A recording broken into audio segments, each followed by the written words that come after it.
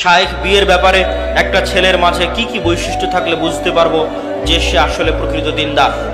শুধু ছেলে নয়, ছেলে মেয়ে উভয়ের ক্ষেত্রে আপনাদেরকে একটা নাসিহা করে যাই যে আপনারা যদি মনে করেন দিনদার মেয়ে পাত্রী হিসেবে নিবেন, আপনারা যদি মনে করেন দিনদার ছেলে পাত্র হিসেবে নেবেন, তাহলে আপনাদের জন্য নাসিহা হচ্ছে মাদ্রাসার ছাত্রী হিসেবে, বোরখা হিসেবে, পর্দা হিসেবে কখনোই দিনদার বাছাই করবেন না। আবারও বলি, মেয়েদের দিনদারিতা দেখার জন্য কখনই মাদ্রাসার ছাত্র, কোরআনের হাফেজ, দাওরা পাশ এবং পর্দা দেখবেন না। কি দেখবেন? মেয়েদের দিনদারিতা দেখার জন্য মেয়ের মাকে দেখবেন, মেয়ের খালাকে দেখবেন, মেয়ের ফুফুকে দেখবেন।